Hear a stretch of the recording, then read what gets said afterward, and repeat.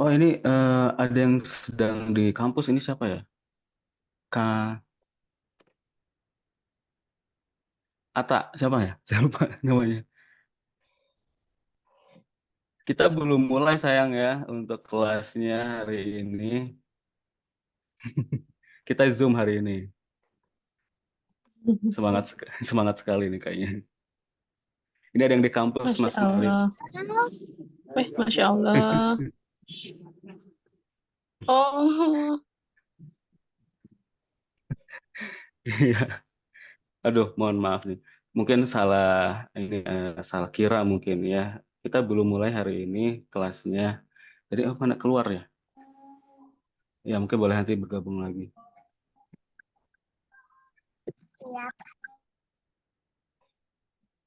oke. Mungkin Mas Malik kita mulai dulu. Aku izin buka aja ya Mas ya. Oke, boleh. Silakan. Ya Pak ya. Sebentar. Boleh, enggak? Ya, Bismillahirrahmanirrahim. Assalamualaikum warahmatullahi wabarakatuh. Waalaikumsalam warahmatullahi wabarakatuh. Ya, selamat pagi Ibu dan Bapak yang sudah hadir hari ini. Terima kasih sebelumnya.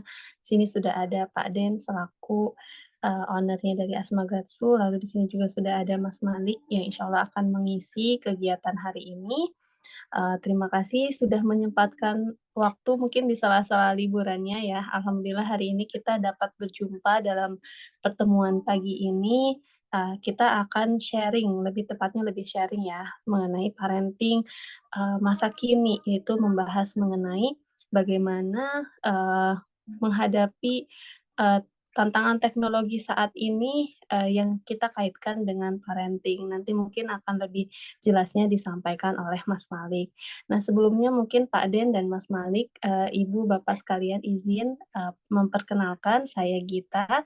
Di sini saya sebagai tim Al-Hazen. Saya akan izin untuk menjelaskan atau memperkenalkan terlebih dahulu nih, kira-kira program dari Al-Hazen dan Asma Gatsu ini akan seperti apa. Oke, bentar izin share screen.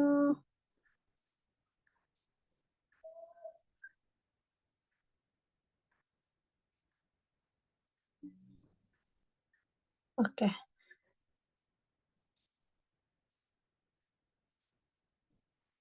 screen-nya sudah muncul ya? Iya, muncul. Baik.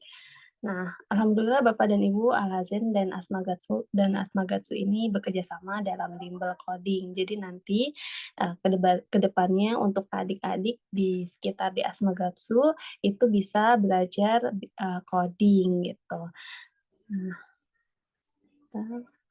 Nah, mungkin ada beberapa di sini Bapak dan Ibu yang belum kenal dengan Al-Hazen. Jadi Al-Hazen sendiri, kami sebagai edutech yang mendukung perkembangan teknologi 4.0 dengan Islamic Leadership atau Personal Development serta menggunakan kurikulum STEM, yaitu Science, Technology, Engineering, dan Maths. Nah, Al-Hazen ini bekerja sama dengan Asma Gatsu dalam pengadaan bimbingan belajar coding. Jadi nanti anak-anak akan belajar coding. Nah, sebenarnya belajar coding ini seperti apa sih gitu ya. Nah, untuk belajar coding di Al-Azhar sendiri itu mulai dari usia 6 tahun sampai dewasa. Jadi untuk anak-anak yang mungkin di sini ada yang kelas 1, 2, 3, 4, 5, 6 itu sudah bisa belajar coding karena pembelajaran di Al-Azhar sendiri nanti untuk kelasnya kita tidak sekedar membuat animasi ataupun game. Jadi nanti akan ada kaitan mata pelajaran. Nah, ini untuk mitra-mitra Al-Hazen yang sudah terhubung di Indonesia. Nah, salah satunya di Jawa Barat itu ada di Asmagatsu Bandung. Oke, nah ini contoh proyek-proyeknya Bapak dan Ibu sekalian. Jadi untuk Yeah, proyek sure, yang let's go. dibuat, ini nanti akan ada aplikasi, lalu ada game, ada What's the animasi. thing in the Nanti bottom? untuk aplikasinya sendiri itu akan What's this? dipublish ke Google Play Store. Nah, ini contoh proyek yang ini murid SMP ya. Jadi mungkin kembali lagi kalau yang ini beberapa aplikasi yang dibuat oleh anak-anak, ini juga kelas 2, kelas 3, kelas 4, 5, dan 6. Oke, ini contoh proyek yang dibuat oleh kelas SMP, dan ini beberapa testimoni ya. Jadi anak-anak dari di Al-Hazin sendiri ada dari SD, SMP, bahkan dari mahasiswa.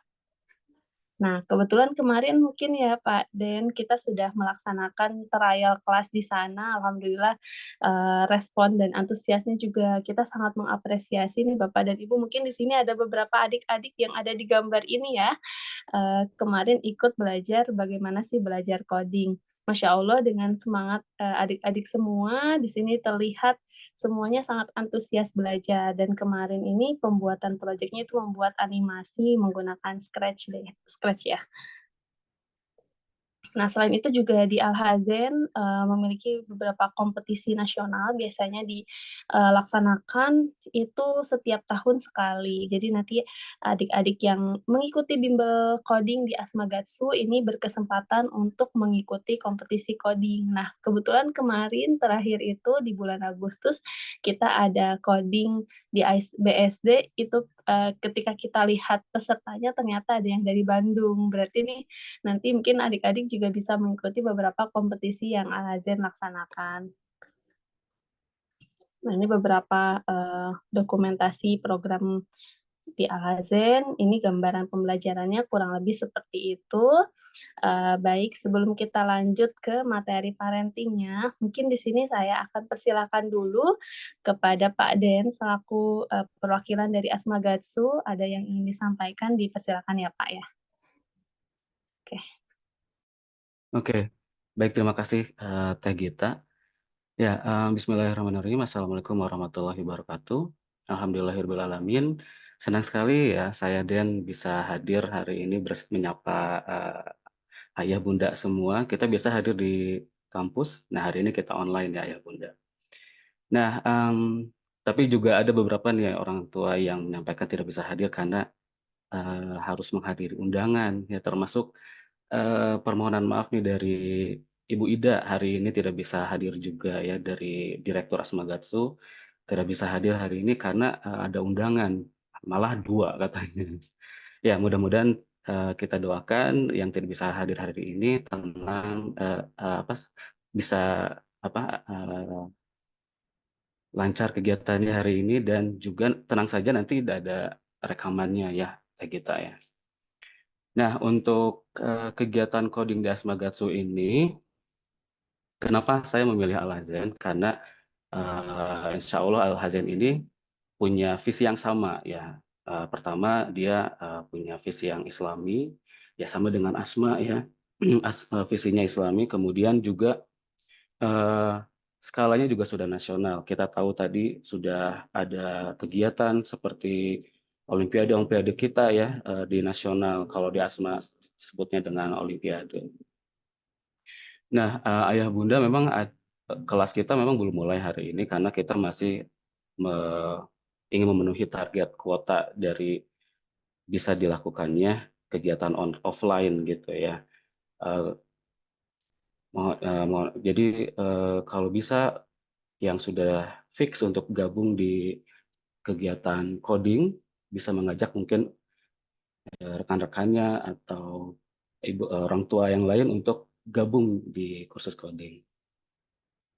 Ya, mungkin itu yang bisa saya sampaikan. Ya, selamat mengikuti webinar hari ini. Semoga apa yang disampaikan pada webinar kali ini memberikan manfaat dan juga memberikan pengetahuan baru bagi ayah bunda semua.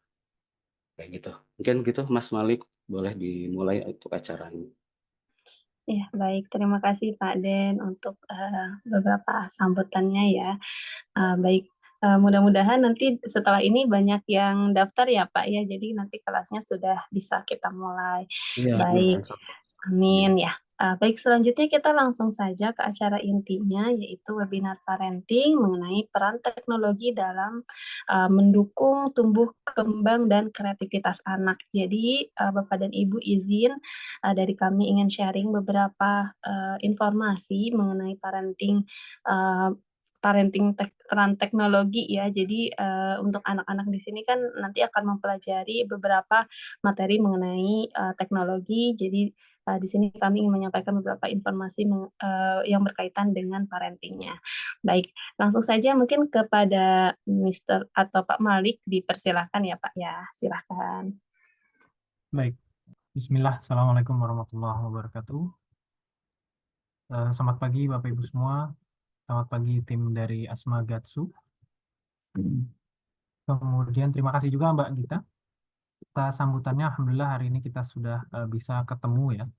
Di mana di pagi yang indah ini, sebenarnya yang ingin kita lakukan hari ini adalah mempelajari atau memahami teknologi lebih dalam.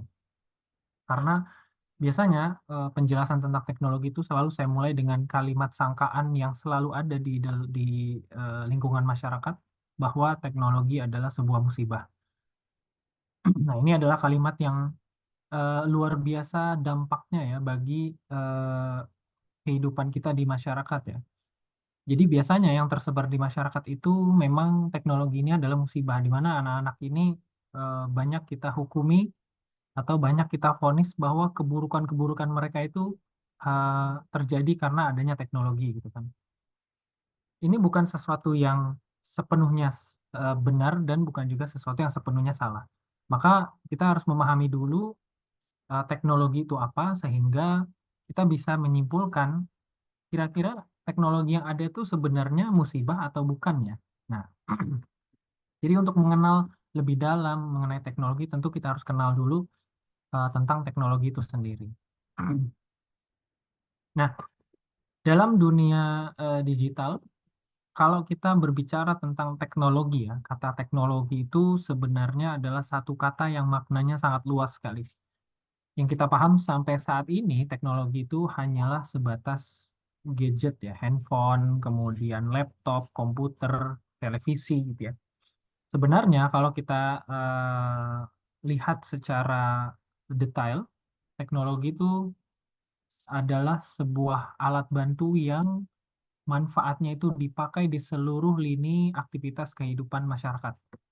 Entah itu di kehidupan sehari-hari, kita pakai handphone atau nonton televisi, di dunia kedokteran, dunia pendidikan, bahkan untuk dunia astronomi itu juga menggunakan teknologi di dalamnya. Jadi teknologi itu tidak harus selalu mengenai gadget ya. Itu adalah pemahaman yang sangat sempit sekali. Nah, sekarang kita coba pahami dulu teknologi dari masa ke masa ya. Sebenarnya apa sih? Pada dasarnya sebenarnya kalau kita misalkan berpatokan kepada komputer ya. Komputer itu secara bahasa di kamus bahasa Inggris pun komputer dikatakan sebagai alat hitung namanya.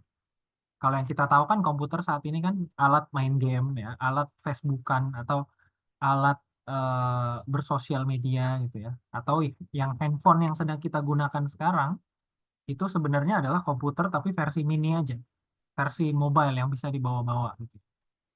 Tapi sesuai dengan artinya ya, compute itu artinya adalah hitung, jadi komputer itu artinya alat hitung. Memang pada sejarahnya komputer itu dibuat dahulu sebenarnya sebagai alat bantu hitung. Di tahun 500 sebelum Masehi itu sudah ditemukan alat teknologi alat hitung ya, alat yang memudahkan untuk menghitung yang dikenal dengan abakus. Nah, tim dari Asmagatsu ini sudah familiar sekali dengan yang namanya abakus ya, atau bahasa lainnya sempoa. Jadi sempoa ini ternyata sudah ditemukan 500 tahun sebelum Masehi, di mana itu merupakan teknologi yang sangat memudahkan kita untuk menghitung. Kalau tanpa abakus, kita menghitung dengan jumlah jari-jari yang ada di tubuh kita ya, jumlah jari tangan, jumlah jari kaki. Kemudian kita menghitung dengan jumlah yang terbatas. Maka dengan adanya abakus, ada lagi teknik-teknik untuk perkalian, pembagian, dengan adanya manik-manik di dalamnya itu merupakan alat bantu menghitung yang memudahkan orang pada saat itu untuk mengkalkulasi sebuah operasi angka dengan jelas, ya dengan hasil yang tepat tentunya. Kemudian berkembanglah tahun 1821 itu komputer pertama kali ditemukan. Dan pada saat itu komputer pun ukurannya besar sekali, ya ukurannya sangat besar, itu sebesar lemari-lemari baju di rumah ya kalau ditumpuk. Nah, sebesar itulah komputer pada saat itu ya. Tapi alat komputer itu pada tahun itu hanya digunakan untuk melakukan kalkulasi aja, digunakan untuk melakukan eh, penghitungan operasi matematika, bukan seperti sekarang ya. Sekarang kan dipakai buat apa namanya, buat main game, buat Facebookan dan lain-lain, internetan gitu ya. Itu masih jauh sekali langkahnya. Kemudian berkembang sampai tahun 1930-an, itu sudah mulailah elektrik ya, menggunakan teknologi kelistrikan. Itu komputer sudah mulai dikembangkan lagi. Dan tahun 1971 email pertama kali digunakan. Jadi saya pun kaget ya. Ternyata email itu lebih dulu ada dibandingkan internet. Jadi teknologi kirim mengirim apa kirim-kiriman surat itu ternyata lebih dulu ada dibandingkan internetan. Sampai dengan tahun sekarang, internetan itu sebenarnya baru ada di tahun 1990-an.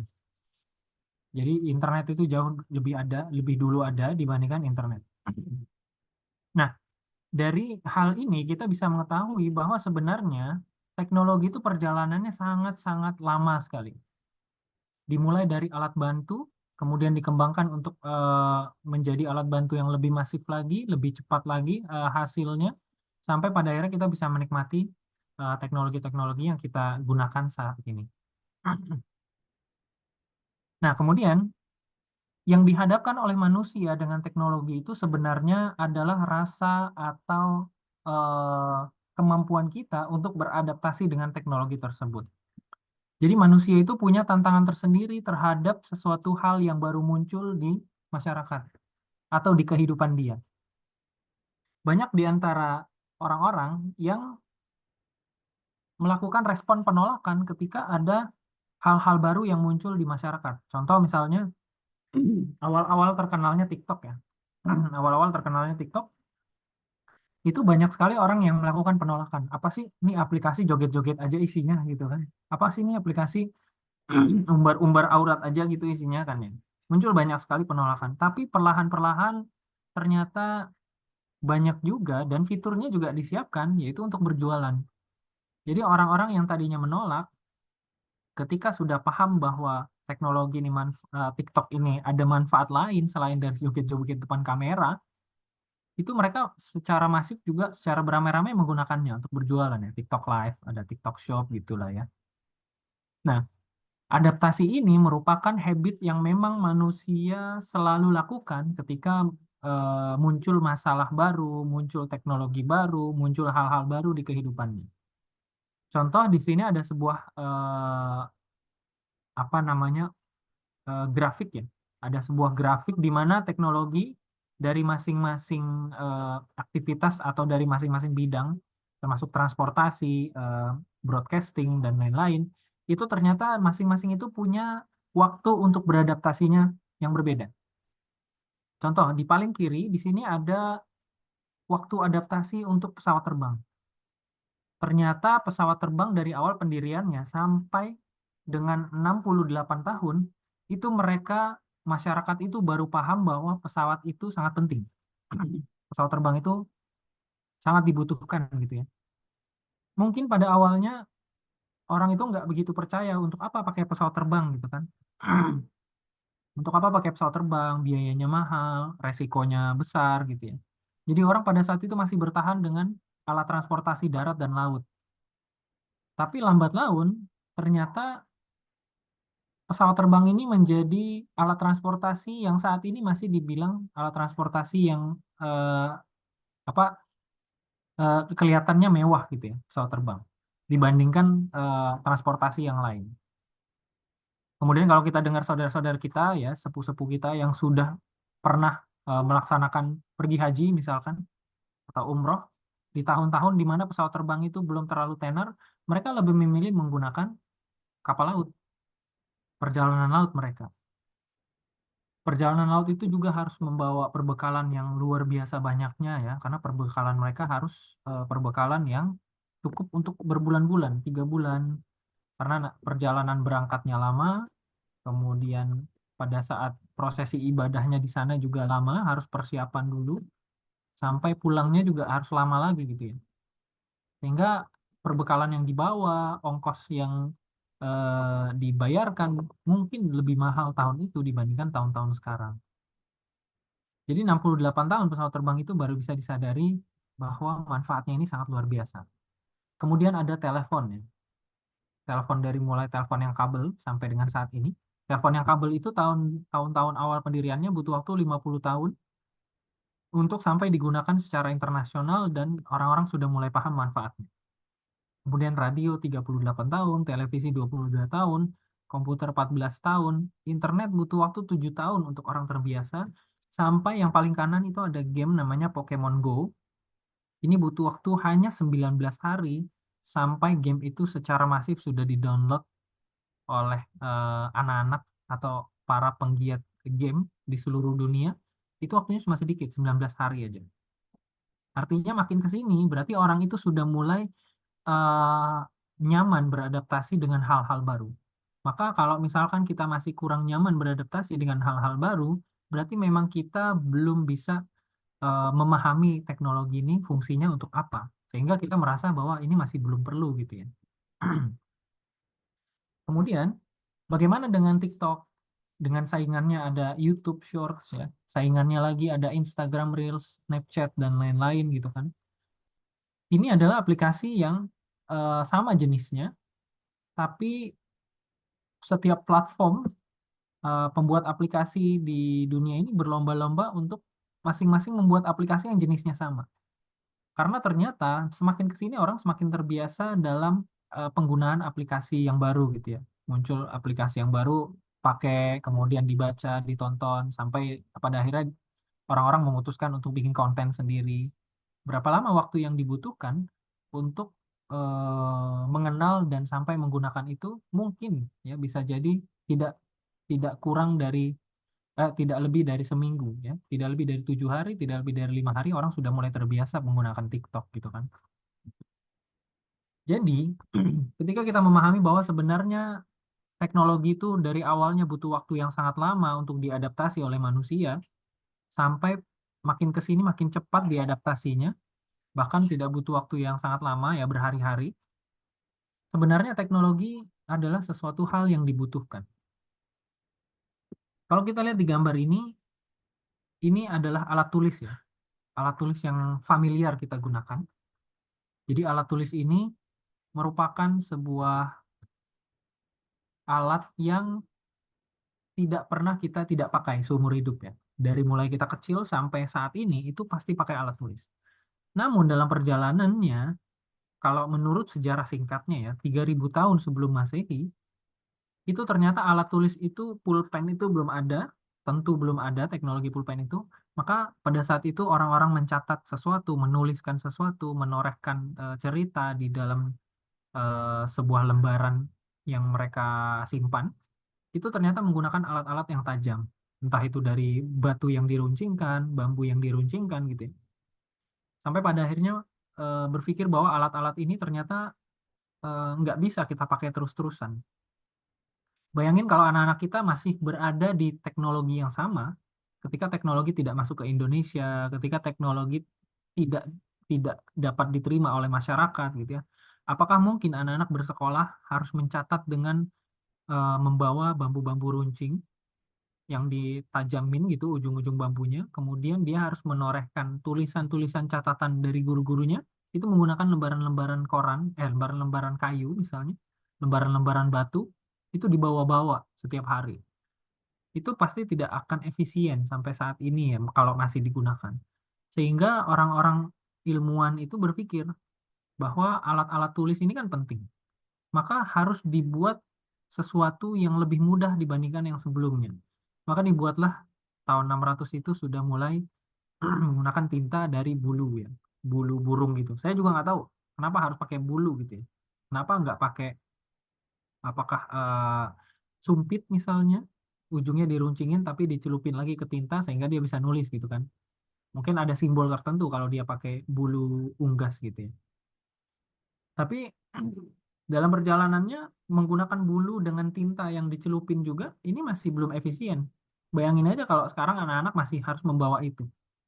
Ternyata sampai sekolah, dia harus mencatat, gurunya lagi menjelaskan, tintanya nggak dibawa.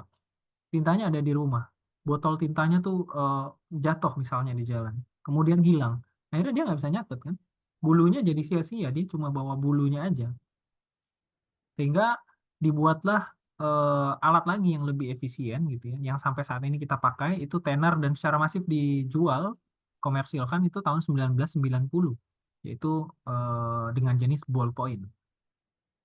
Nah, ballpoint inilah yang sampai saat ini kita pakai karena alat tulisnya udah di situ, tintanya juga sudah eh, satu tempat dengan alat-alatnya, terus bisa ditutup juga biar nggak kering gitu ya. Ini kan karena adanya masalah-masalah ketika para ilmuwan itu melakukan inovasi.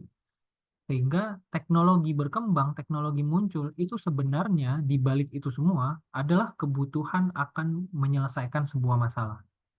Ya, dari yang masalahnya bambu runcing bahaya, maka diciptakanlah alat tulis baru. Kemudian alat tulisnya berserakan, bulunya di mana, tintanya di mana gitu ya. Sehingga dibuatlah satu alat lagi sehingga dia bisa lebih efisien dibawa kemana-mana. Setelah kita paham, kita coba korek nih. Anak-anak kita itu menggunakan teknologi berdasarkan kebutuhan itu di mana aja. Contoh misalnya bangun tidur. Umumnya ada aplikasi alarm namanya. Walaupun tidak semua orang bangun tidur pakai alarm. Alarm itu sudah dikenal oleh masyarakat, biasanya dipakai untuk bangun tidur. Misalkan kalau ada saling curhat sesama orang tua ngobrol gitu ya. Anak saya kayaknya susah banget deh bangun tidur. Pasangin alarm aja, Bun. Pasangin alarm aja, pasangin ini, pasangin apa namanya timer atau lain-lain lah. Jadi alarm itu sudah familiar bahwa itu alat bangun tidur. Kemudian sarapan. Kalau misalkan nggak sempet masak, ya itu pasti pakainya GoFood. Kalaupun enggak, misalnya, oh enggak kok saya mesen di tetangga, mesennya juga pasti biasanya pakai WA. Mesennya malam-malam gitu pakai WA. Tolong dong bikin sarapan buat besok anak saya nggak sempat masak, kayaknya besok pagi, ya gitu. Kemudian berangkat sekolah, pakai angkot atau naik Gojek. Apakah angkot masuk ke dalam teknologi? Iya. Mobil itu salah satu alat bantu transportasi. Ya, seperti yang kita sepakati di awal. Teknologi itu alat bantu, sehingga apapun yang bentuknya memudahkan itu semua teknologi. Seperti misalnya resleting, kemudian kancing baju, itu semua teknologi. Maka angkot pun kita kita kita anggap juga sebagai teknologi dan bahkan sampai saat ini di beberapa kota besar, angkot itu tidak hanya sebatas transportasi saja, tapi sudah diakomodir oleh pemerintah dari mulai rutenya, kemudian dari mulai apa namanya tarifnya sampai dengan jumlah mobil yang ada itu juga diatur oleh pemerintah gitu kan. Sehingga selain dari teknologi terbentuklah sebuah sistem namanya transportasi umum. Kemudian belajar. Waktu zaman-zamannya pandemi kita juga merasa kaget tuh ya pada saat itu. Sudah mulai belajar Google Classroom, dikit-dikit Zoom, dikit-dikit Google Meet gitu ya, dikit-dikit tugas kumpulin lewat WA. Itu pasti kita pernah mengalami hal-hal itu. Kemudian pulang sekolah pakai transportasi lagi, angkot atau Gojek. Main game anak-anak kita nih. Main game itu ada Mobile Legend lah, ada Free Fire, dan apalah itu Roblox yang mereka sedang gandrungi sampai saat ini.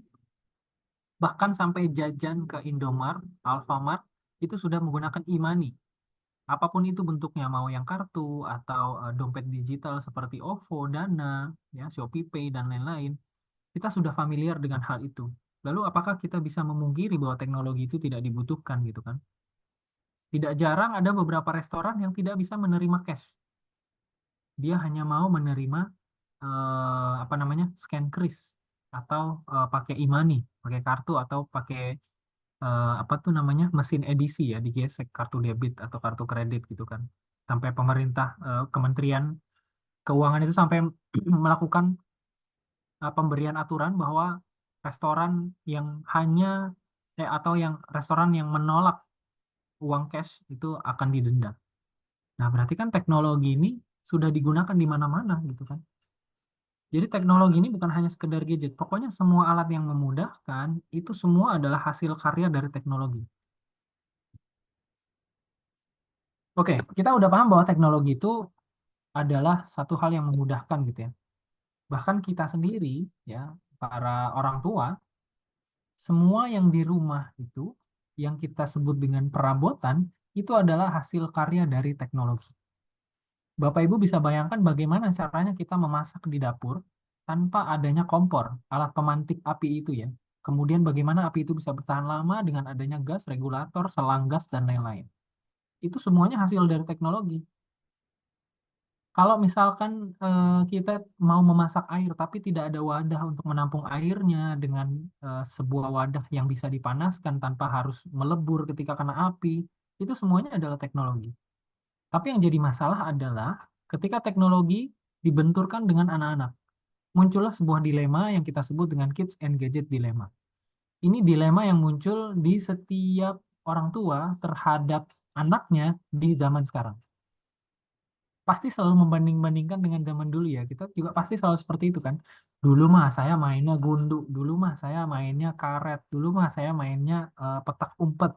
Sekarang nggak ada tuh anak-anak zaman sekarang mainannya gadget aja, laptop aja gitu. Nah ini pasti pasti keluhan-keluhan yang sering keluar di tahun-tahun sekarang ya. Entah itu ibu-ibu muda, entah itu orang-orang tua yang sudah senior ya, yang sudah umurnya 50-an, 60-an.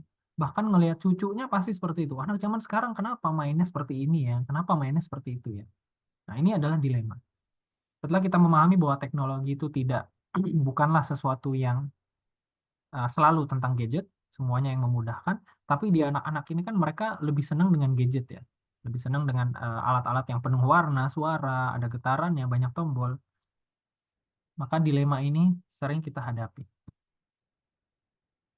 Biar adil, kita coba cek dulu dampak positif dan negatifnya penggunaan gadget terhadap anak. Ini kami ambil dari website resmi pelayanan kesehatan dari Kementerian Kesehatan Indonesia. Yang pertama, dampak positif dari penggunaan gadget adalah dapat mencari permainan edukatif. Itu udah pasti. Waktu zaman-zamannya kita pandemi, kan kita merasa pusing tuh. Kita merasa pusing nih anak di rumah aja, dikasih PR lewat WA tapi nggak dikerjain. Akhirnya kita punya inisiatif untuk ngajak mereka belajar menggunakan sesuatu hal yang menyenangkan, tapi menggunakan handphone misalnya. Tinggal cari di Play Store, belajar hijaiyah yang menyenangkan misalnya. Belajar ABCD yang menyenangkan, belajar menghitung yang menyenangkan. Itu banyak di Play Store tersedia. Kemudian belajar tanggap teknologi. Penggunaan teknologi itu sebenarnya mempersiapkan mereka nanti di masa depan, sehingga mereka itu bisa tanggap terhadap teknologi. Walaupun pekerjaan mereka nanti ketika lagi sambil kuliah gitu ya, iseng-iseng cari magang biar ada tambahan, mereka bekerja sebagai seorang admin di minimarket misalnya. Kalau dia tidak tanggap dengan teknologi, dia nggak paham bagaimana cara menggunakan komputer, apakah yakin dia bisa bertahan lama bekerja di situ gitu kan? Sedangkan di setiap transaksi keuangan, transaksi pencatatan inventory, semua aplikasi, semua toko-toko minimarket yang sudah modern ya, itu menggunakan teknologi semua, scanning barcode, apalagi penghitungan penghitungan stok, sampai dengan penghitungan barang dan lain-lain. Kemudian dapat mencari informasi pendidikan yang inovatif, itu sudah pasti ya. Ini sering juga kita pakai. Kalau misalkan guru-guru apalagi menggunakan gadget itu pasti untuk nyari informasi kira-kira untuk menarik belajar matematika gimana ya caranya. Kemudian melatih fungsi otak. Banyak banyak sekali rangsangan yang bisa didapati dari satu buah gadget ya, dari mulai warna, getaran ya, kadang bergetar kalau misalkan dia lagi main terus tiba-tiba karakternya jatuh atau ketabrak tembok itu bergetar sehingga dia merasa bahwa seperti beneran nih nabrak temboknya nih karakternya. Kemudian ada munculnya suara, ada juga tombol-tombol di situ. Jadi multitasking dia itu sangat sangat dipakai di situ. Kemudian dampak negatifnya. Nah, dampak negatifnya yang paling sering orang tua khawatirkan adalah em, bahaya terhadap radiasi atau ya yang paling sering atau bahaya terhadap mata. Matanya misalnya ada satu berita itu matanya sampai mohon maaf ya sampai jadi juling gitu ya. Itu ketika dia menggunakan gadgetnya terlalu dekat di keadaan gelap, kemudian terlalu lama. Nah, itu bahaya yang kita khawatirkan sebagai seorang tua terhadap anaknya gitu ya. Kemudian hambatan terhadap perkembangan fisiknya. karena dia diam aja, nggak banyak gerak, sehingga badan dia itu terlihat lebih kurus dibandingkan teman-teman yang lain, lebih rendah gitu ya, tidak tidak terlihat tinggi dibandingkan teman-teman yang lain, badannya pada tinggi gitu. Kemudian lambat memahami pelajaran, karena mereka itu bengong di kelas biasanya mikirin game yang semalam atau kemarin yang dia mainin itu, oh, nggak berhasil ya, jadi dia nggak mikirin apa yang ada di kelas. Kemudian beresiko terhadap perkembangan psikologis anak. Karena dia sering menyendiri di rumah, asik dengan gadgetnya, yang dia melihat bahwa di situ sudah ada semuanya gitu ya. Dia menganggap bahwa sosial itu nggak penting gitu kan. Sehingga secara psikologis anak ini kemampuan untuk bersosialisasi, menghormati sesama, menyayangi sesama itu jadi berkurang dibandingkan anak-anak zaman dulu gitu kan. Anak-anak zaman dulu itu karena dia sering beraktivitas, ketemu dengan banyak orang, sehingga dia bisa paham ke orang tua yang lebih dewasa seperti apa, ke anak-anak yang sebaya harus seperti apa perlakuannya. Jadi perkembangan mereka terhadap dunia sosial ya, yang kita soroti itu berbeda dengan yang dulu. Ketika kita sudah paham dengan apa namanya positifnya, negatifnya, kemudian kita sepakat juga di awal bahwa teknologi itu adalah sesuatu yang membantu gitu ya, teknologi secara umum. Maka berkembangnya teknologi itu tidak bisa sama sekali kita salahkan. Tidak bisa 100% kita salahkan. Dan yang paling parah adalah berkembangnya teknologi itu tidak bisa dibendung. Pertanyaan kita semua, siapa yang bisa membendung teknologi? Apakah Kominfo bisa membendung peredaran apa namanya video-video yang ada di TikTok yang bajunya kurang sopan misalnya, yang joget-joget, teriak-teriak, nyanyi-nyanyi tidak jelas gitu kan? Apakah Kominfo sudah bisa melakukan itu? Yang dilakukan Kominfo adalah, dan semua teknologi yang ada sampai saat ini saya tidak pernah melihat ada teknologi yang bisa menghalau sesuatu keburukan sebelum terjadi. Justru terjadi dulu, baru bisa dilaporkan, kemudian baru diblok atau diblokir. Misalnya ada sebuah situs judi online, itu muncul dulu, baru nanti terbitlah sebuah laporan ke Kominfo, dan bahkan sampai ke kepolisian, baru nanti ditelusuri siapa yang punya, websitenya diblokir, pelaku-pelakunya semua ditangkap. Sampai sekarang tidak pernah ada kami temukan sebagai praktisi teknologi sebuah teknologi yang bisa mendeteksi sebelum terjadinya sebuah kejahatan dalam dunia cyber gitu. Itu belum ada. Kalau mendeteksi pergerakannya itu ada. Tentu harus ada perlakuannya dulu, harus ada kesalahannya dulu, baru semuanya bisa dihalau. Seperti itu. Nah, yang jadi masalah adalah karena teknologi memang nggak bisa dibendung ya. Yang jadi masalah adalah kitanya belum siap. Belum siap ini ada dua indikatornya. Yang pertama adalah kurang paham, yang kedua kurang bijak. Kurang paham ini gimana? Kita selalu memvonis bahwa teknologi itu adalah hal yang buruk. Udah nggak bagus nih, udah nggak pantas lah teknologi udah nggak usah dipakai. Gitu kan? Padahal teknologi yang kita pakai itu nggak selalu gadget, laptop, Twitter, TikTok, dan lain-lain. Di luar dari itu banyak sekali teknologi yang kita pakai sampai dengan saat ini. Yang kedua adalah kurang bijak. Kurang bijak ini kadang kita sering ngelihat di mall-mall gitu ya, ada anak-anak nangis tantrum gitu ya, guling-gulingan di lantai mall gitu ya. Terus sama ibunya, ya udah nih pakai handphone. Jadi kita dengan sengaja dan sadar kasih mereka handphone di tengah keramaian ketika anaknya nangis dan menganggap bahwa itu adalah obat dari segala bentuk tantrum. Nah, ini kan bentuk hal yang kurang bijak gitu kan. Kemudian kita marah-marahin anak kita gitu, main game mulu kamu. Padahal di saat yang sama kita sebagai orang tua tuh lagi ngerjain lemburan depan laptop gitu ya, video callan atau meeting dengan partner kerjanya gitu ya. Sama-sama kita sedang menggunakan gadget gitu ya. Tapi kita memvonis anak kita salah pakai gadget. Terus ada lagi yang beralasan eh, eh, dia pakai anak saya ini pakai handphonenya main melulu gitu kan. Kalau saya kan enggak, saya pakainya buat kerja. Sepengalaman kami sebagai orang tua, alat apapun yang diberikan kepada anak itu pasti dipakai buat main. Dan itu menurut saya hal yang normal. Yang tidak normal adalah eh, alat itu dipakai untuk hal yang terlihat seperti orang dewasa. Anak-anak itu dikasih perabotan, kalau misalkan Bapak Ibu ada yang pernah ngajak anaknya di dapur gitu ya, Itu dia ngelihat panci juga pasti dimain-mainin, diketok-ketok sama dia, dibuat jadi seolah-olah dia lagi masak, dimasukin sampah di dalamnya gitu. Itu memang pasti dipakai buat main gitu kan. Apalagi sama gadget gitu kan. Sangat pasti dia pakai buat main.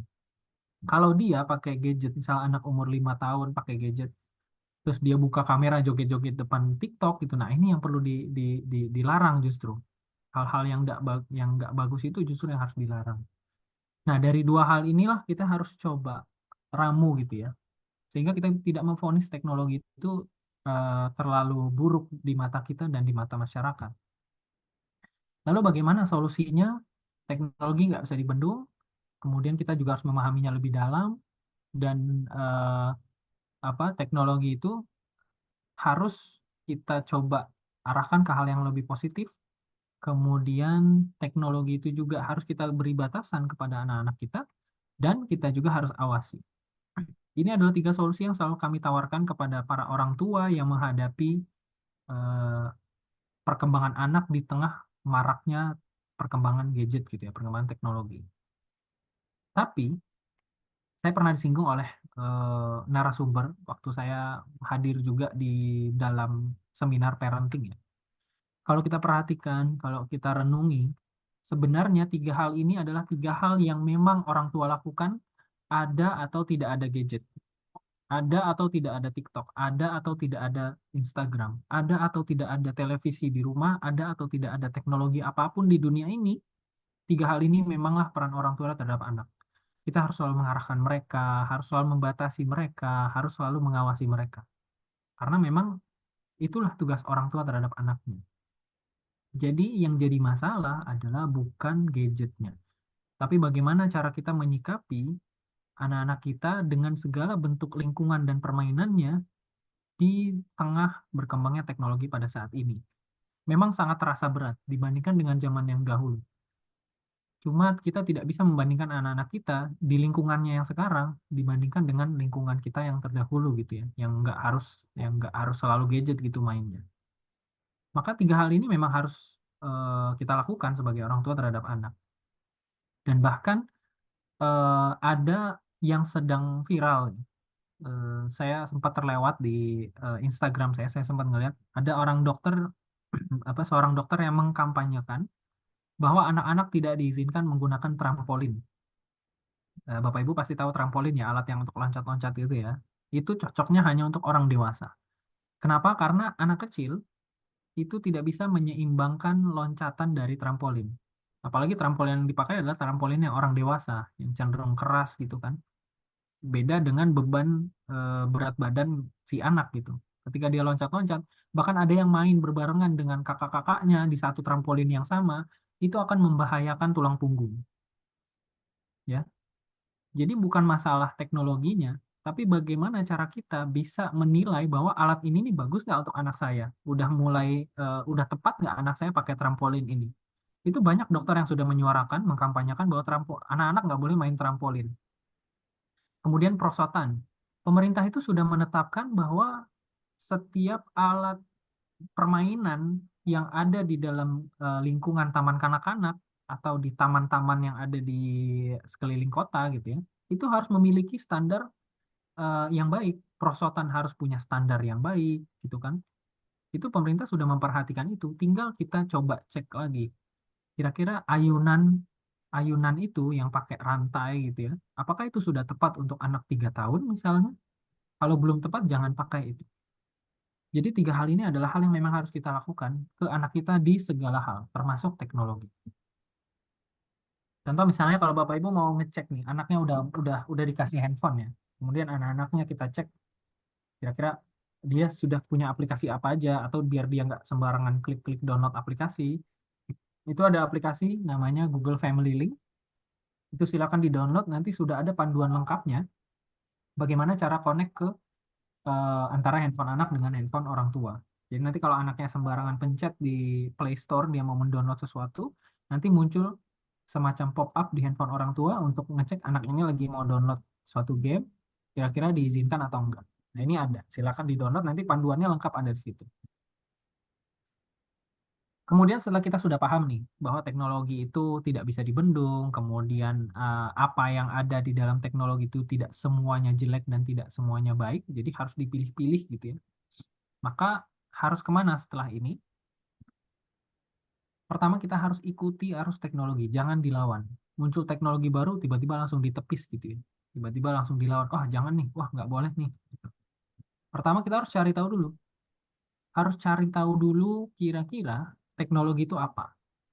Contoh ya, ini kasus yang terkenal sekali dan Bapak Ibu juga mungkin pernah tahu ya. Ada satu orang di dalam dia YouTuber. Dia ini YouTuber.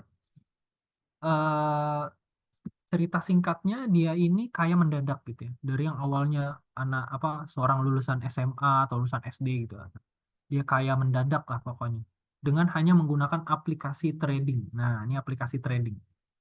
Wah, dia berseliweran tuh di YouTube, bagi-bagi uang di jalanan, kemudian kasih-kasih giveaway segala macam gitu ya.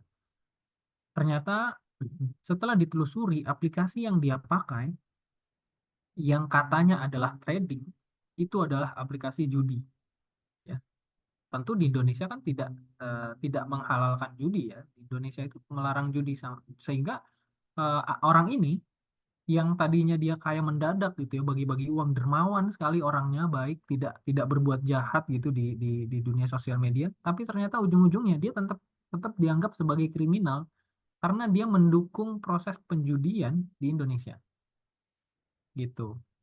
Saya nggak tahu dia tahu atau enggak aplikasi itu bahwa itu adalah judi gitu kan. Tapi setidaknya kalau kita sudah paham bahwa judi itu nggak boleh, maka kalau ada aplikasi yang mengatasnamakan transaksi keuangan di dalamnya, kita harus tahu gimana proses transaksi keuangannya, apa yang dilakukan di dalamnya, siapa yang apa namanya membuatnya, berasal dari mana pembuatnya, itu kita harus tahu. Jadi teknologi itu harus kita tahu lebih detail, sehingga kita nggak terjerumus seperti orang tadi. Dia bangga dengan kekayaannya, bangga dengan kedermawanannya, tapi uang uang baiknya itu, uang dermawannya itu ternyata dari hasil judi. Nah, dia ditangkap udah berapa tahun dia di penjara tuh. Dan orangnya ada lebih dari satu. Artis juga dan banyak gitu. Bukan artis ya, YouTuber lah, YouTuber selebgram gitu-gitu ya. Ada itu yang kayak gitu. Kemudian kenali mana baiknya, mana buruknya. Seperti teknologi yang tadi, yang apa trading, aplikasi trading itu. Padahal dalamnya judi. Kita harus kenal. Jangan sampai kita terjerumus sama aplikasi misalnya kontak jodoh. Di Indonesia ada aplikasi untuk apa namanya kayak aplikasi ta'aruf gitu ya, itu ada. Tapi dengan peraturan-peraturan yang Islami tentunya. Nggak boleh saling tukar nomor sembarangan, berbincang-bincang juga harus hal-hal yang penting aja. Nah, ada kalau di Amerika itu kan ada aplikasi Tinder namanya. Oh, itu mereka bebas bertukar bertukar foto, bebas bertukar nomor, bebas ketemuan di mana aja. Habis itu setelah itu malah melakukan perzinahan gitu kan. Kalau misalkan kita mau anak-anak kita menggunakan aplikasi dengan baik, maka kita harus cek dulu. Kita sebagai orang tua, sebagai mata pertama pengawas anak-anak ya, maka kita harus cek aplikasi ini baik atau buruk. Kemudian komunikasikan dengan yang lain. Orang tua murid biasanya itu punya grup grup kelas gitu ya, atau grup sesama komite di sekolah, itu komunikasikan. Jadi kita diskusi di dalamnya. Jangan sampai kita malah menyebarkan hoax, jangan sampai kita malah menyebarkan berita-berita bohong tentang teknologi gitu ya. Kita komunikasikan untuk pemahaman teknologi yang baik. Kemudian setelah itu, kenali dua hal, sikap produktif dan konsumtif. Kalau anak-anak ini sudah mulai terlihat bahwa dia wah senang banget di handphone, senang banget ngelihat status-status WA, ngelihat apa namanya foto-foto di Instagram, maka ajarkan mereka juga untuk bersikap produktif, membuat konten, bikin apa namanya video-video pendek kajian, bikin tulisan-tulisan quotes misalnya, di-share di WA, sehingga mereka itu bisa paham bahwa berperilaku konsumtif itu sangat meracuni sekali, sehingga dia harus menetralkan itu dengan bersikap produktif, sehingga konten-konten yang bisa dia buat itu kita arahkan aja, konten-konten misalnya konten belajar, ini warna merah, ini warna biru, yang sederhana nggak apa-apa.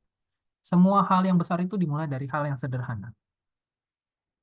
Kemudian harus peka, kita sebagai orang tua harus peka terhadap scam atau hoax. Nah, ini adalah pintu masuk dari pemahaman teknologi itu jelek. Pemahaman yang terjadi di masyarakat, teknologi itu jelek, teknologi itu buruk, teknologi itu musibah, pintu masuknya adalah dari sini. Ya, adanya scam dan adanya hoax. Kesimpulannya adalah jangan terlalu mudah jangan terlalu mudah terpengaruh dengan pesan yang masuk. Kita selalu punya waktu, kita selalu punya apa? Punya space ya untuk bisa memahami bahwa pesan yang masuk ini benar atau salah. Contoh, ini saya pernah mengalami dulu, mungkin Bapak Ibu yang pernah jualan online juga pernah mengalami ketika transaksinya hanya percakapan via WA gitu ya. Misalkan kita jualan kue dengan total eh, harganya itu 400.000. Kemudian ada orang tiba-tiba WA tanpa ada konfirmasi apapun, nggak nanya-nanya barang, nggak apa-apa gitu ya, tiba-tiba kirim bukti transfer dengan nilai 4 juta. Sehingga selisihnya ada 3.600.000 itu minta dikembalikan ke rekening atas nama tersangka gitu ya. Nah, ini namanya scam, penipuan. Dulu saya pernah mengalami ini, untuk melawan ini ya harus dengan teknologi juga. Jangan kita melawan ini dengan telepati atau dengan mengira-mengira, itu nggak bisa. Teknologi harus dilawan dengan teknologi juga. Nah, yang saya lakukan adalah cek mutasi. Itu adalah hal yang paling gampang. Cek aja mutasinya, benar nggak ada transaksi masuk. Ketika saya cek, ternyata di mutasi rekening saya tidak ada nominal uang yang masuk dengan jumlah sekian gitu ya. Ya tinggal saya blokir aja, udah nggak mau capek saya, nggak mau ngurusin yang gitu-gitu. Daripada kita ladenin gitu, panjang jadinya. Nah ini scam ini kita harus peka. Sering masuk juga ke dalam email. Dulu ayah saya sempat hampir menjadi korban. Masuk ke email beliau itu orang dari Uganda ceritanya. Jadi foto profilnya itu wanita berhijab, kemudian wanita kulit hitam gitu ya. Jadi dari daerah Afrika gitu. Dia minta pertolongan ke ayah saya, minta tolong disediakan tempat tinggal di Indonesia, nanti nanti saya kasih seluruh warisan saya. Dia cerita pakai bahasa Inggris. Itu saya menerjemahkan. Jadi orang itu ternyata disiksa disiksa oleh keluarganya karena dia adalah pemilik warisan yang paling banyak, sehingga dia ingin tempat perlindungan di Indonesia. Itu bapak saya sempat komunikasi lumayan intens tuh berapa hari gitu ya. Nah ini kita harus peka terhadap hoax. Bagaimana cara memvalidasi bahwa ini hoax atau bukan? Pertama, kita tidak punya kewajiban untuk menerima secara kewarganegaraan ya, menerima orang dari negara lain ke negara kita. Tentu kan harus ada prosesnya gitu kan. Jadi kalau ada yang masalah seperti itu, harusnya diserahkan aja ke keluarga yang ada di sana aja gitu. Diserahkan aja ke negaranya sendiri gitu. Jangan kita dari negara lain malah ngurusin hal itu. Kemudian saya korek-korek lagi, saya minta bukti asli dari sertifikat dia apa namanya, yang dia pamer-pamerin lah tentang kekayaan dia gitu kan. Ternyata pas dikirimin, saya lihat, oh ternyata sertifikatnya itu dibikin pakai Microsoft Word. Itu saya tahu banget fontnya, saya tahu banget jenis tulisannya, tulisannya juga miring-miring gitu kan. Bukan sertifikat yang dia foto gitu, tapi nggak dia buat pakai Microsoft Word. Nah ini kita harus peka terhadap hal itu. Kemudian kita juga harus peka terhadap hoax. Nah ini contoh berita hoax ya. Pernah mungkin ada di handphone Bapak Ibu pernah masuk, ada berita hoax tentang bukan bukan bukan teksnya ya. Kita fokus ke videonya dulu. Jadi ada video datang, itu videonya itu gambar jenazah yang wajahnya terbuka gitu ya. eh, Jenazah ini dibaringkan di satu tempat, kemudian ada orang cium-ciumin gitu sambil sedih gitu kan. Ada semacam keluarganya mungkin ya. Itu dia sedih, dicium-ciumin jenazahnya gitu ya. Kemudian videonya cuma pendek berapa detik dan eh, apa nggak jelas gitu ngomongnya karena kan orang nangis-nangis gitu nggak jelas ya videonya. Kemudian muncul teks di bawahnya ya, dibarengi dengan teks di WA itu bahwa ini adalah prosesi pemindahan kuburan dari eh, tersangka bom Bali, Imam Samudra, yang ternyata setelah 10 tahun dikebumikan jenazahnya masih utuh. Masya Allah dengan kata-kata Islami seperti itu ya. Wah ini membahayakan akidah ini. Yang seperti ini sangat membahayakan akidah. Jadi secara tidak langsung kalau orang percaya maka dia apa namanya dia membenarkan bom Bali itu benar, berarti wah ini nggak boleh kan. Yang dalam dalam Islam juga nggak ada yang seperti itu. Sehingga dengan munculnya berita seperti ini orang gampang percaya, akidah pembacanya itu semua pasti apa ternodai gitu akidahnya. Jangan sampai kita percaya dengan hal-hal yang demikian. Pokoknya kalau ada pesan masuk itu tulisannya diteruskan atau forward gitu ya, itu di forward oleh orang lain, itu jangan langsung dipercaya. Karena ini scam dan hoax ya, ini adalah pintu masuk dari pemahaman teknologi itu buruk gitu kan. Kemudian kita harus manfaatin peluang yang ada. Salah satunya jadi website developer ya. Makanya salah satu program yang kita tawarkan di Asmagatsu adalah kita mengajak anak-anak ini menjadi seorang developer atau programmer. Karena ini peluang yang bisa dipakai nanti di eh, saat ini dan tahun-tahun ke depan tentunya. Kemudian jualan online juga bisa. Di sini ada testimoni orang, kalimatnya ya coba-coba dia iseng-iseng jualan online, ternyata omsetnya 400 juta. Jualan di Shopee. Shopee adalah platform yang baru banget di Indonesia ya dibandingkan dengan Bukalapak dan Tokopedia. Tapi orang-orang yang memanfaatkan itu bisa meraup omset yang lumayan besar. Kemudian ada Eka, ini programmer dari Bali, lulusan SMA, penjaga warnet, tapi dia bisa memanfaatkan akses internet selama dia menjaga warnet, dia belajar. Sampai sekarang dia menjadi programmer yang dikenal di Australia. Dia tinggalnya di Bali dia saat ini. Dan dia juga seorang YouTuber, sering share pengetahuan-pengetahuan tentang programming. Kemudian dari sosial medianya para profesional, para pekerja profesional, ini ada namanya LinkedIn ya. LinkedIn ini nge-share, merilis 10 daftar pekerjaan yang sangat dibutuhkan. Dari ke-10 ini, dari 10 daftar ini, hampir semuanya atau bahkan saya bisa bilang semuanya itu dikerjakan menggunakan teknologi. Dikerjakan menggunakan aplikasi, dikerjakan dengan harus ngoding, dikerjakan dengan harus menerapkan logika ke dalam sebuah komputer. Ini adalah pekerjaan yang sangat dibutuhkan di tahun-tahun sekarang. Kemudian Bapak Ibu sekalian akan ada ancaman nanti di tahun 2030 ke atas ya. 2030 ke atas anak-anak kita akan berada di umur di mana mereka sudah mulai siap berdiri tegak gitu ya dengan tegaknya, dengan PD-nya, dengan skill-skill yang dia punya. Tapi kenyataannya di tahun-tahun itu 2030 ke atas ya. Umur-umur mereka udah 20-an, udah 21, udah lulus kuliah lah, udah siap kerja lah. Kenyataannya adalah mereka akan berbaris di antara orang-orang yang skillnya sama. Mereka akan berbaris di antara orang-orang yang skillnya mirip dengan mereka, bisa karate juga, bisa futsal juga, pinter matematika juga, jago abakus juga, jago coding juga gitu ya. Sehingga para pemilik perusahaan ketika menghadapi minimal 2 orang yang sama dalam proses rekrutmen, maka pemilik perusahaan ini harus adil. Bagaimana cara saya cuma memilih satu di antara 2 kandidat yang sama-sama skillnya?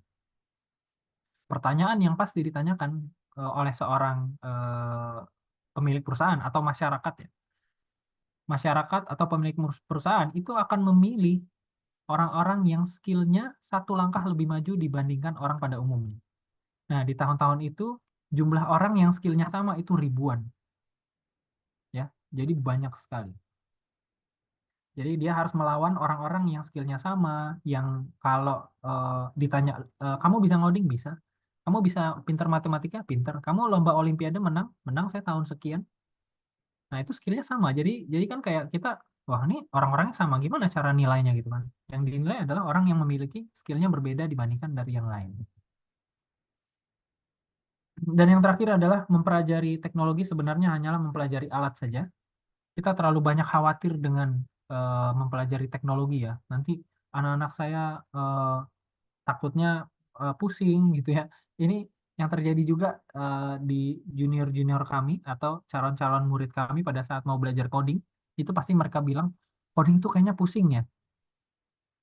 Maka saya menenangkan mereka dengan cara sebenarnya belajar teknologi itu cuma mempelajari cara pakai alat saja. Sisanya sama aja, nggak ada yang berbeda. Sama kayak belajar motor ya. Kita belajar motor satu, motor Mio misalkan. Kalau mau beli motor Beat, apa kita harus belajar lagi? Nggak usah. Karena kan kita udah belajar, udah tahu cara pakai motor. Jadi mau beli motor yang mana aja, yang penting matic gitu, ya kita udah paham. Teknologi juga seperti itu. Kita belajar Awalnya memang terlihatnya seperti susah, tapi itu sebenarnya cuma mempelajari alat saja. Sisanya sama aja, nggak ada yang beda. Apa yang akan mereka hadapi di masyarakat, kasih sayang kita terhadap anak, anak terhadap orang tua, anak terhadap kakak-kakaknya, saudara-saudaranya, lingkungan sosial itu tidak akan ada yang berubah. Yang harus mereka tanamkan adalah bagaimana bisa menggunakan alat ini untuk bisa bermanfaat nanti di masyarakat tentunya. Baik, kurang lebih seperti itu Bapak Ibu sekalian. Apa yang bisa saya jelaskan mengenai apa itu teknologi dan dilema kita yang kita hadapi di dalam perkembangan anak ya tentunya. Di mana tujuan-tujuan dari teknologi mempelajari coding ya tentu mempersiapkan masa depan ya. Anak-anak kita itu kan akan memang kita siapkan untuk mereka berdiri sendiri nantinya. Jadi mereka itu bukan kita persiapkan untuk selalu bermanja, tidak. Tapi mereka itu kita persiapkan memang untuk harus berdiri sendiri, bikin kerajaan sendiri, nanti dia bersama dengan keluarga-keluarganya, dia harus punya penghasilan sendiri, itu yang kita persiapkan. Kemudian meningkatkan kolaborasi dan komunikasi. Banyak di antara orang-orang yang sudah mulai mengenal coding dan dalam dunia coding sendiri memang kita kerjanya kolaborasi. Sehingga ini meningkatkan kemampuan komunikasi. Kemampuan menerjemahkan satu bahasa teknis ke bahasa lain. Saya sering sebagai seorang programmer itu kadang kita ngobrol dengan desainer. Bahasa desainer dengan bahasa programmer itu berbeda. Nah, bagaimana caranya kita punya kemampuan mentranslate kemampuan bahasa dari beberapa istilah yang berbeda di masing-masing pekerjaan. Nah, ini kemampuan berbahasa itu juga penting ya. Jadi anak-anak itu tidak diem aja, nggak cuma sendirian aja, nggak bisa. Di tahun-tahun sekarang ini, tahun-tahun kolaborasi, mereka itu harus sudah bisa mulai bagaimana caranya mengkomunikasikan apa yang dia buat, mengkomunikasikan apa yang dia bisa, seperti itu. Kemudian meningkatkan rasa percaya diri. Testimoni dari para programmer maupun senior, junior, bahkan orang yang baru belajar coding pun, mereka itu punya kepuasan tersendiri ketika sudah berhasil menyelesaikan masalah. Mereka itu punya kepuasan tersendiri ketika sudah berhasil membuat aplikasi walaupun cuma sederhana. Sama seperti orang naik gunung ya, orang yang hobinya naik gunung gitu ya, hiking. Kalau sudah sampai puncaknya, itu puasnya luar biasa. Itu nggak bisa digambarkan dan sulit untuk dideskripsikan. Sama sebagai seorang programmer, ketika dia sudah bisa menyelesaikan aplikasi dan dia pede dengan aplikasi itu, dia puas dengan aplikasi itu, secara sendiri dia akan pede untuk menghadapi masalah-masalah lagi di depannya. Sehingga dia akan kuat dengan sendirinya, dia berani. Ada masalah di depan, oke, saya hadapin. Saya bakal menyelesaikan dengan cara saya. Seperti itu. Dan yang terakhir adalah melatih logis bagi anak-anak calon-calon programmer itu merupakan hal juga yang harus diperhatikan. Ini penting bagi mereka agar tidak banyak tertipu dengan silaunya dunia gitu ya. Jadi mereka juga harus berpikir logis. Kemudian di depan masyarakat nanti yang akan dipilih adalah orang-orang yang lebih kreatif dibandingkan orang pada umumnya. Kemudian bagaimana anak-anak kita nanti bisa berinovasi terhadap masalah-masalah yang terjadi di masyarakat. Sehingga anak-anak kita akan menjadi orang-orang yang terpilih nanti di masyarakat. Tentu itu akan membanggakan kita sebagai orang tua dan tentu akan membanggakan dirinya sendiri sebagai manusia yang sudah bisa menghasilkan, sebagai manusia yang sudah bisa berbuat baik dan bahkan dia akan terus berinovasi sehingga dia bisa merasakan bahwa hidup ini ternyata bisa dijalani walaupun susah. Kurang lebih seperti itu Bapak Ibu sekalian. Terima kasih sudah hadir di webinar hari ini. Insya Allah kalau ada pertanyaan boleh silakan. Saya kembalikan ke Pak Den, silakan Pak Den.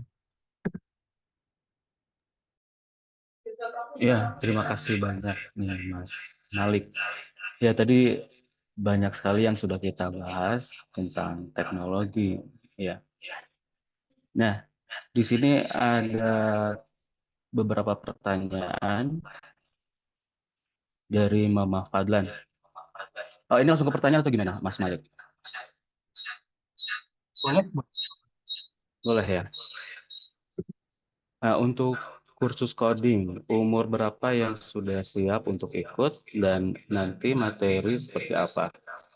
Anak akan diajari apa saja? Begitu. Bisa dijawab Nah, mungkin Mas Malik. kalau umur kita belum pernah menemukan umur spesifik ya, karena yang kita perhatikan adalah perkembangan mereka terhadap teknologi dan perkembangan psikologis mereka. Yang kami lihat adalah bagaimana ketika anak-anak ini sudah bisa mulai merespon pertanyaan dengan jawaban yang baik, kalimatnya juga sudah baik gitu ya. Artinya udah bisa ngobrol lah.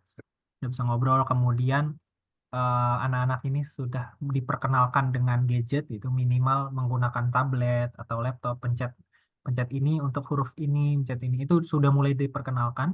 Dan eh, cara berpikir dia sudah mulai logis. Biasanya tuh di umur-umur, biasanya ya, ini bukan bukan bukan bukan umur yang tepat. Biasanya itu antara 5 sampai dengan 7 tahun itu udah mulai kelihatan sikap-sikap mereka berpikir logis, kemudian banyak tanya, kemudian diajak ngomong juga responnya baik gitu ya. Nah, karena nanti belajar coding itu akan berguru dengan guru yang harus tanya jawab gitu ya, tentu kemampuan komunikasi itu juga harus dilihat juga. Ya, sekitar-sekitaran 5 sampai 7 tahun itu sudah mulai diperkenalkan. Tentu dengan aplikasi yang sudah ada di internet itu banyak sekali aplikasi yang di Al-Azhar juga mengajarkan menggunakan aplikasi-aplikasi yang sederhana sekali untuk dunianya. Ada warnanya, ada animasinya, gambar-gambar, suara, dan lain-lain. Ya. Seperti Nah, itu. kemudian nanti materinya nih, materinya seperti apa? Mungkin penting untuk orang tua tahu untuk kurikulum seperti itu bagaimana itu Mas Ali? Oh ya, materinya itu kalau untuk anak biasanya kami berikan dalam bentuk animasi ya. Animasi ini bukan bikin animasi, tapi ada sebuah karakter di mana anak ini harus menyusun cerita. Misalnya karakternya harus maju 3 kali. Nanti gimana kode yang harus disusun? Itu menggunakan warna. Mungkin saya boleh ini deh. Saya boleh apa namanya? Demokan ya. Jadi ada aplikasi yang bisa dipakai semacam ini. Nah, ini aplikasi yang kita pakai di kelas kelas 1, 2, 3, 4, 5, 6 juga pakai aplikasi ini. Jadi ada karakternya. Jadi kita punya karakter gitu ya. Karakter ini nanti kita suruh maju berapa langkah gitu. Nanti misalnya seperti ini. Nah, disusunnya seperti puzzle. Nah, ini bahasanya juga bahasa Inggris, tapi bisa dirubah ke bahasa Indonesia. Jadi nanti dia bakal jalan, misalnya jalan. Nah, jadi setiap kali diklik, bendera hijaunya nanti dia akan jalan. Nah, dia jalan seperti ini. Nah, yang sederhana seperti ini, kita mulai ke anak-anak. Kan anak-anak tuh tertarik ya, ada warnanya, ada karakternya, dan ada challenge-challenge yang diberikan nanti. Sehingga anak-anak ini terpacu untuk bikin animasi walaupun hanya singkat gitu. Nah, ini seperti ini contoh materinya. Seperti itu, Pak Den. Iya. Kemudian sudah cukup ya Mama Fadlan ini untuk jawabannya. Kemudian untuk dari Bunda Diana, bila anak saya belum ada ketertarikan main laptop, tapi senang sekali main HP, bisakah diajarkan coding lewat HP? Nah, itu bagaimana tuh, Mas? Oke. Coding lewat HP bisa, tapi tidak bisa bertahan lama. Karena kalau kami menyarankannya minimal menggunakan tablet yang layar lebar ya. Karena untuk aplikasi ini kalau di HP itu sangat kecil sekali, jadi anak itu kan jarinya masih kurang kurang lentur ya. Jadi kalau terlalu kecil biasanya dia agak sulit. Kalau kita menyarankannya di tablet. Tapi kalau misalkan mau untuk di handphone hanya sekedar belajar codingnya dulu, di Play Store saya lupa itu ada atau enggak, ada semacam modul pembelajaran aja. Jadi semacam modul pembelajaran untuk apa namanya awal-awal belajar coding. Kayak misalkan kalau orang dewasa itu ada belajar coding, dia nggak ngoding tapi cuma kayak tebak-tebakan gitu, kuis-kuis gitu. Jadi dia suruh nebak harus seperti apa. Nah, kalau di handphone paling bisanya sejauh itu aja sih. Oke, berarti memang harus lewat laptop ya. Ya, laptop atau tablet. Laptop atau tablet. Kalau untuk spesifikasinya, nah ini banyak ditanyakan oleh orang tua juga nih waktu saya menjelaskan apa kursus coding gitu. Untuk Nah, ya. spesifikasinya apa harus yang sudah canggih gitu atau bagaimana, Mas? Oh enggak. Kalau spesifikasi, kalau laptop ya, laptop atau kalau tablet, Mm-mm. kalau tablet mungkin saya pakai yang di rumah itu ada namanya Samsung Galaxy A7 Lite. Itu Hmm. eh, harganya mungkin di bawah 2 juta. Dan itu tablet udah versi lama, mungkin harganya sekarang lebih murah lagi. Itu bisa dipakai untuk aplikasi Scratch ya, yang kayak tadi aplikasi Scratch ini tuh bisa dipakai. Kalau laptop, kalau untuk belajar, saya tidak menyarankan Bapak Ibu membelikan laptop yang udah super power gitu, yang spesifikasi tinggi itu enggak. Yang penting dia bisa browser, ya bisa Google Chrome, bisa Opera Mini-nya, kemudian dengan dukungan internet yang lancar, yang stabil, itu insya Allah bisa. Core i3 itu, yang prosesornya Core i3 atau apa namanya Celeron, itu insya Allah masih bisa kalau untuk anak ya. Kalau untuk anak masih bisa.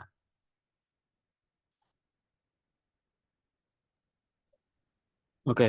Koneksi internetnya mungkin kurang bagus ya, Mas Malik di situ agak terputus-putus. Oh iya, sampai mana tadi saya jelasin? Takutnya terputus. Iya, tadi Celeron ya, minimal Celeron gitu untuk laptop. Iya, kalau untuk anak ya, minimal Celeron. Kalau untuk belajar aja, Oh Celeron, gitu. Celeron ke atas itu ya insya Allah aman. Oke, oke. Jadi untuk tingkat dasar ini memang memang apa lebih tidak perlu yang canggih dulu gitu ya. Jadi yang Ya, spek ringan juga bisa gitu. bisa. Mungkin Yang bisa minimalnya di apa ini prosesornya tadi. Celeron sudah bisa gitu ya. Celeron sudah bisa. Cuma kalau Celeron kan dia paling 2 aplikasi dalam waktu bersamaan kan kayaknya udah agak Hmm, makanya kalau anak-anak itu oke. nggak kita banyakin aplikasi. Jadi cuma satu aja udah cukup Celeron, udah insya Allah aman. Oke. Kemudian ini mungkin boleh diulang lagi katanya tablet yang kira-kira eh, spek yang bagaimana katanya tabletnya yang Oh, bisa dipakai. mungkin tablet minimal ya. Saya yang punya saya aja di rumah Samsung Galaxy A7 Lite. Hmm, oke, itu Nah, dia itu ya. Samsung Galaxy Oke, A7 Lite kalau nggak salah. ya. Pertanyaan berikutnya ini dari Pak Dani Ratmono. Apa keuntungan anak bisa menggunakan coding sejak dini? Oke. Nah, ini pertanyaan yang bagus juga. Kira-kira eh, apa fungsinya mereka harus belajar coding?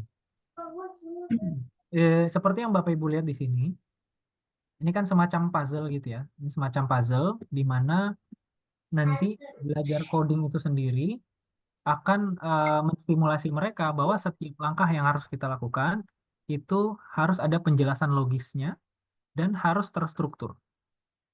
Jadi nggak bisa kita menyusun sesuatu itu dengan cara sendiri, dengan cara versi sendiri, tapi tidak pernah kita pelajari gitu.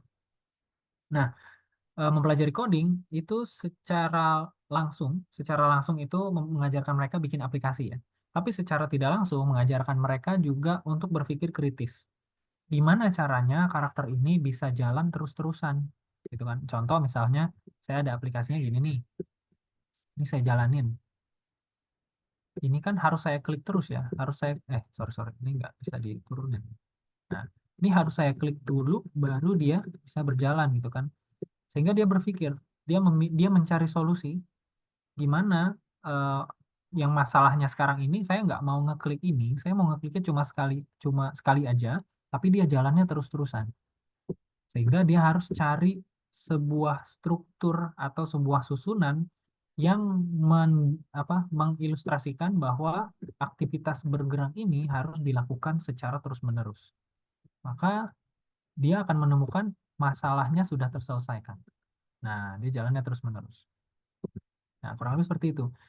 Jadi anak-anak ini akan terlatih dengan apa namanya berpikir kritis, kemudian menyelesaikan masalah, sama dia bisa menyusun seluruh rangkaian-rangkaian peristiwa dari sebuah animasi atau sebuah aplikasi itu dengan cara yang memang harus terstruktur, nggak boleh sembarangan.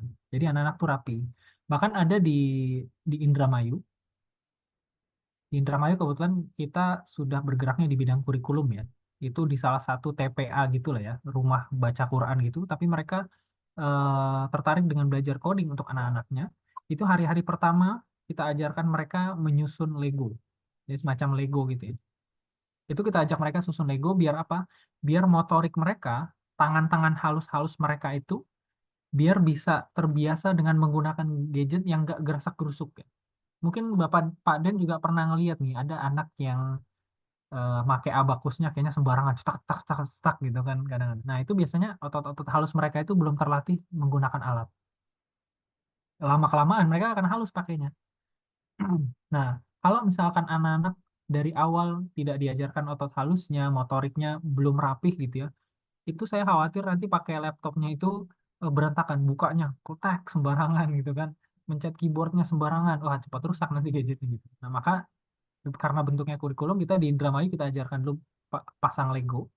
Selain menstimulasi otot halus mereka, sehingga mereka harus rapih pasangnya, nggak boleh sembarangan.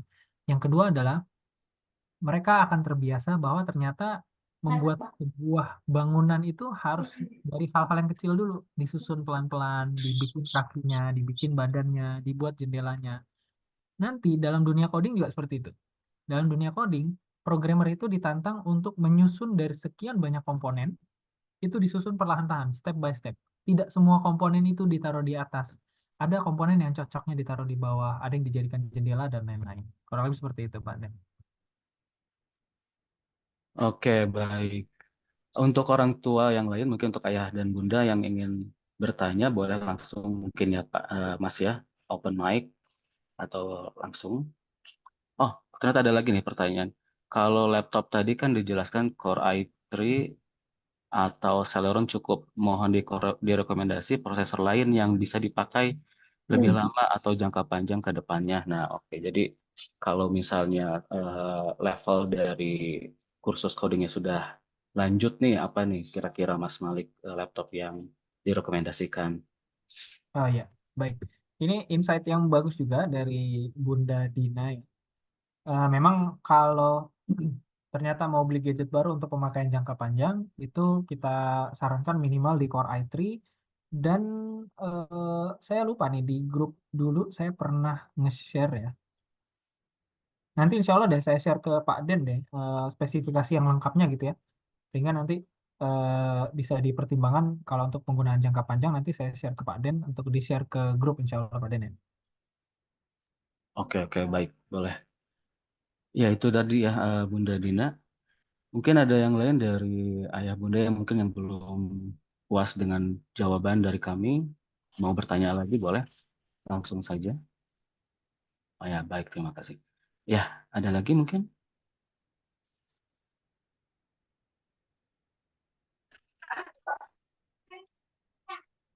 Cukup mungkin ya.